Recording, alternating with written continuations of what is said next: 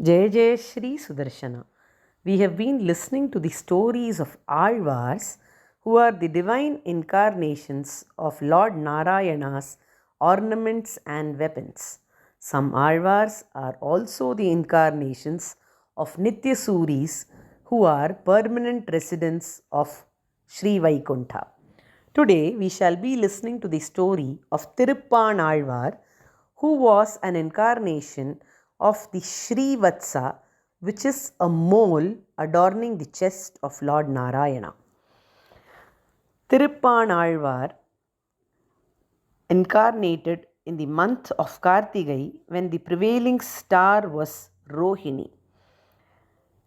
He was found in a paddy field of Urayur in the Chola kingdom.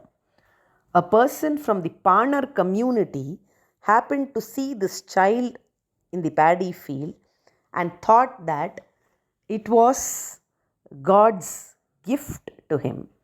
He was drawn towards the beauty and divinity of the child and decided to bring it up as his own. The Panar community is known for singing and playing the veena. Belonging to this community, this child came to be known as Panan.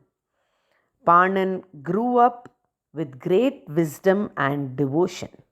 He was an expert in music and could play the veena very melodiously.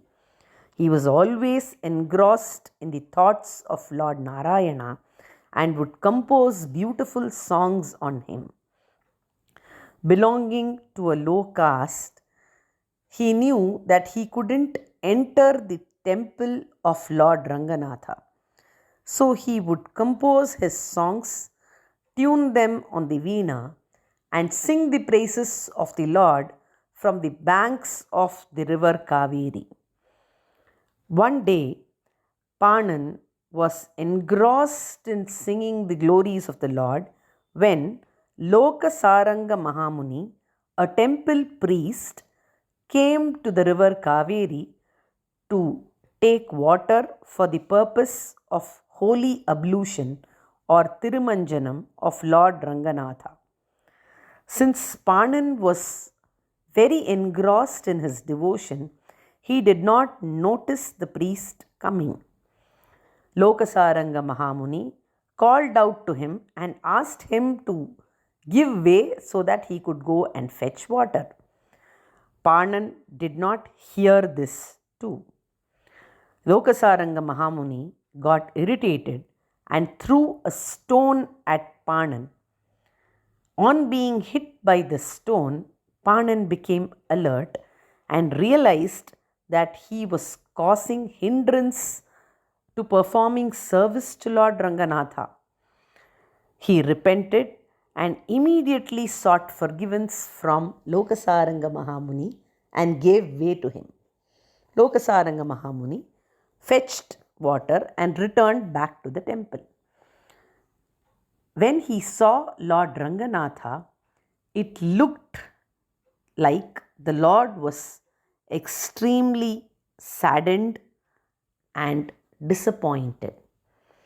Lokasaranga Mahamuni wondered as to what wrong he had committed to displease the Lord like this. That night, he had a dream where Lord Ranganatha appeared and called out to him, "O Lokasaranga, you have done a great wrong by hurling a stone at my devotee and driving him away. You must make amendments for this sin of yours. You must carry Panan on your shoulders and bring him to the temple tomorrow. If Panan refuses, you must tell him that this is my command and he should come." Saying thus, the Lord disappeared. Lokasaranga Mahamuni got up shocked and realized his mistake. Early in the morning, he went rushing to the banks of the river Kaveri. He found Panan in his usual place, stringing his veena, deeply devoted to the Lord and singing his praises. Lokasaranga Mahamuni went and begged Panan, "O Panan, please open your eyes. Please forgive me. I have committed a grave sin yesterday. I need to make amendments for this. Please allow me to carry you on my shoulders to the Srirangam temple. Panan was shocked to hear this. He said, O Mahamuni, are you not aware that I belong to a low caste? How can I step into the Srirangam temple?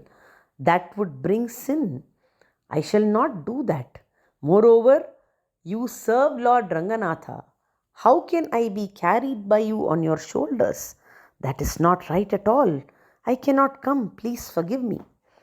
To this, Lokasaranga Mahamuni replied, Panan, this is the command of Lord Ranganatha, and it is important that both you and me obey his orders. So please come. So saying, Lokasaranga Mahamuni lifted Panan, who was still reluctant, and placed him on his shoulders. He carried him all the way along into the Srirangam temple in front of the shrine of Lord Ranganatha. Looking at the Lord reclining beautifully, Panan poured out nectarous verses which came to be known as the Amalanadipiran. The Amalanadipiran comprises of 10 verses which describes Lord Ranganatha from his holy feet to his crown. These 10 verses find a place in daily recital or Nityanusandhanam in all Sri Vaishnava households. Panan described the Lord as he revealed himself to Panan, who now became Tiruppan.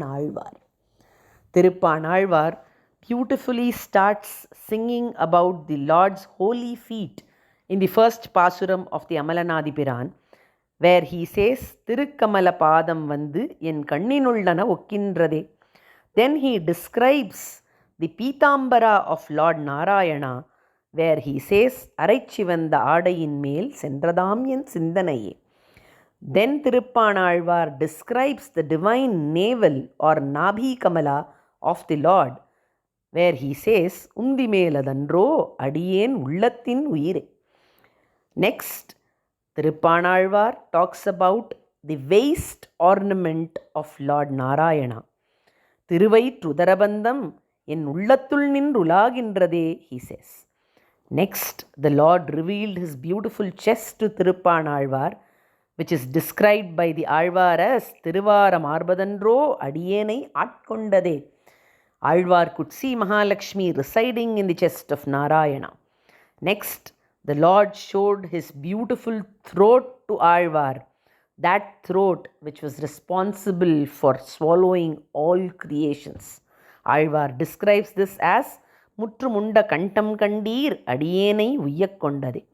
Next, Alvar speaks about the coral-like mouth of Lord Ranganatha, where he says, Cheyyavayayyo ennai chindai kavarndaduve. Next, he talks about the lotus eyes of Lord Narayana, which are dark, shiny, lined with red color. Kariyavagi pudai parandu milirndu sevvariyodi நீண்ட பெரியவாய கண்கள் என்னை பேதமை செய்தனவை. Like this, Tiruppan described each and every avayava or part of Lord Ranganatha's divine form. This wasn't enough for him. He wanted to describe the entire form of Lord Ranganatha in one verse. So he composed the 9th verse, where he said, Neelamaniyayyo Niraikondaden Nenjinaye. The entire divine form or Tirumeni of Lord Ranganatha has taken charge of me, says Alvar. Having witnessed this divinity, Tiruppan did not want to see anything else. So he concludes the Amalanadipiran saying, En namudinai kanda kangal matrondrinai kanave. I shall not see anything else but this divine form again. Saying so, Tiruppan fell at the lotus feet of the Lord and was absorbed into him. Such is the divine greatness of Thiruppan Alvar. Generally, the compositions of all Alvars have a mudra which indicates the name of the Alvar in the last verse of either the whole Prabandham or a decade in the Prabandham. For example, if it is Periyalvar, we find words like Vittu Sittan Sonna Sol. If it is Nammalvar, we find words like Aran Chadagopan. If it is Tirumangayalvar, we find words like Parakalan Kaliyan Sonna. But in Tiruppanalvar's composition, there is no mudra in the last pasuram. It just runs as கொண்டல் வண்ணனை கோவலனாய் வெண்ணையுண்டவாயன் என் உள்ளம் கவர்ந்தானை அண்டர்கோன் அணியரங்கன் என் அமுதினை கண்ட கண்கள் மற்றொன்றினை காணாவே. As we can see, there is no mention about who has composed these 10 verses. Why is this so? This is because the devotion of Thiruppan Alvar was so much that he couldn't even remember to say that I am offering these 10 verses to you, O Lord. It was just description and divine experience and nothing beyond that. Such was the pure devotion of the great Thiruppan Alvar.